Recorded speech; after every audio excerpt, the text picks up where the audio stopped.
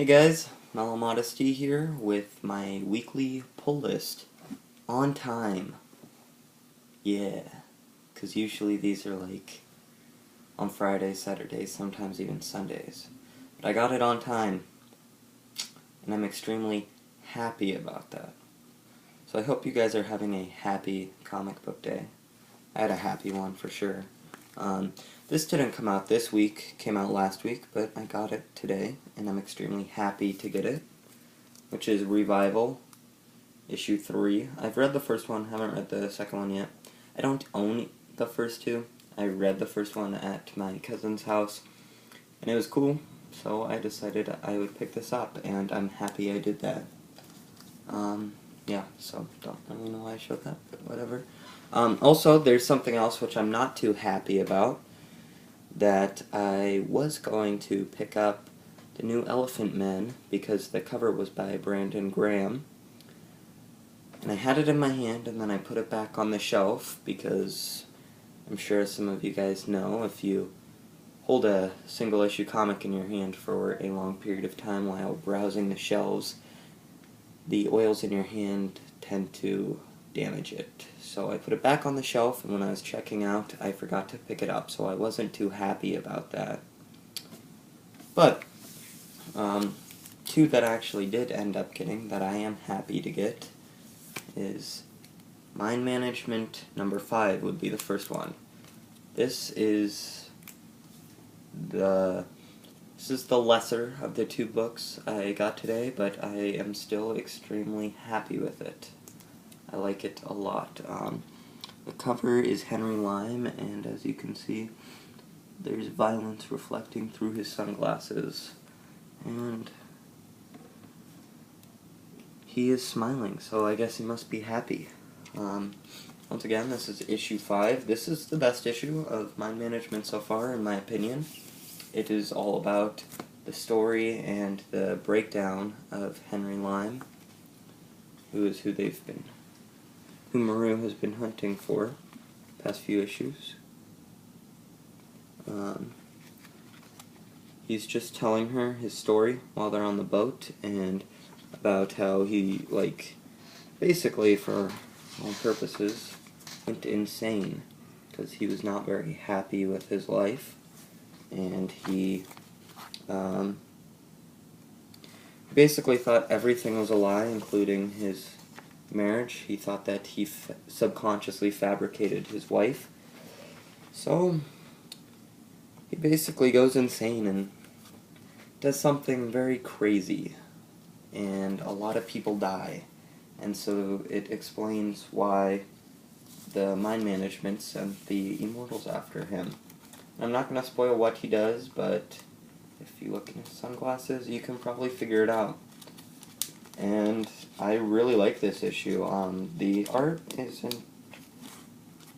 isn't a huge step up from the last ones, about the same. It's really good art. I really like the art, but it's not for everyone. Like the rest of the issues of Mind Management, I would not recommend this to everyone. I would recommend this to people who like weird, smart comics, sort of like Grant Morrison. If you're a fan of The Invisibles, I would definitely recommend this. Sort of like a spy story mixed with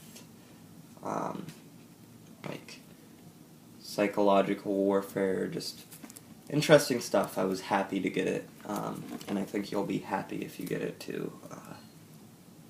Story is the best out of the 5 issues released, and next month, when number 6 comes out, it will be the end of the first story, maybe?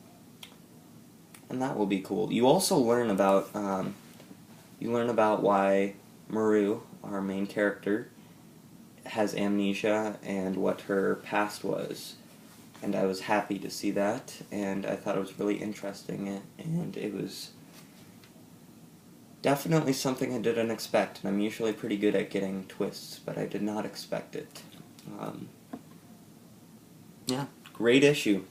If you've been reading Mind Management, I'm sure you're picking this up anyways. If you have not been reading Mind Management, this is not a good jumping on point whatsoever, but I would recommend reading the series as a whole because it's awesome so far. And then, the number one comic that I got this week, I was very happy to get it, and it is the reason for my terrible overuse of the word happy. That's right, guys, it's Happy by Grant Morrison, everyone's favorite hallucination of a blue unicorn with wings. Yeah! So this is Happy issue 1, written by Grant Morrison and drawn by Derek, I believe is his first name, Robertson. I probably don't need to tell you what Morrison has done. He's done basically some of the greatest comics ever made. Arkham Asylum, The Invisibles, Doom Patrol, best run on Animal Man ever.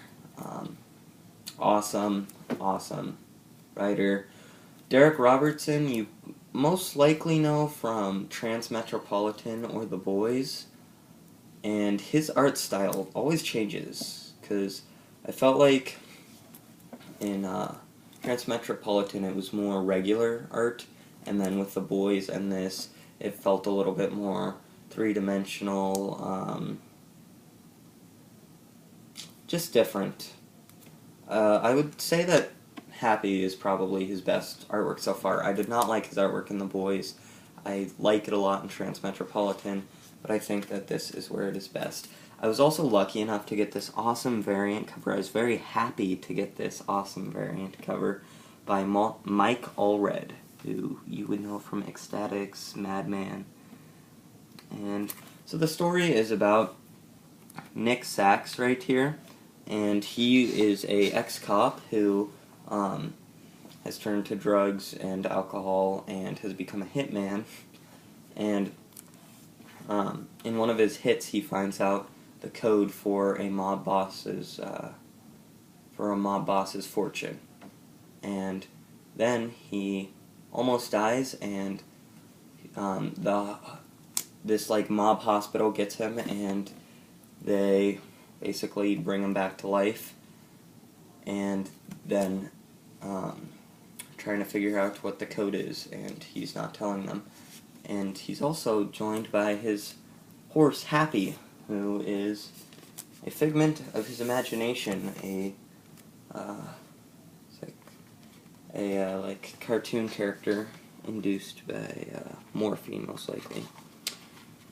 This is not really like anything I've ever read by Grant Morrison.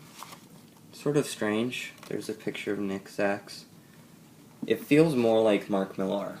How I would describe this to anyone is Grant Morrison had an idea for a cool comic, and then he created the story, and then Mark Millar and Garth Ennis collaborated to make it real.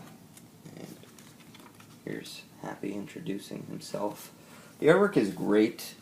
The story is great. I would highly recommend it, especially if you can find this variant, because I don't know about you guys, but I think this cover is fucking awesome.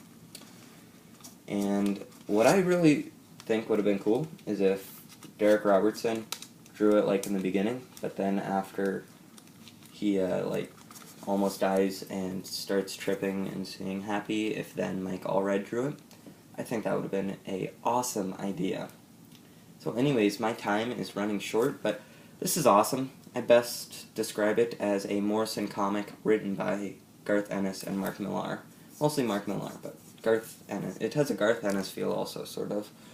Highly recommend it. Please pick it up if you see it in the store. It's awesome. Thanks for coming back to Creator-Owned Comics, Morrison. So, anyways, 2 comics of the week.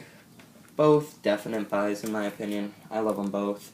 Hope you guys have enjoyed this video, and I will see you next time, whenever that is. Next week for sure. Later. Bye.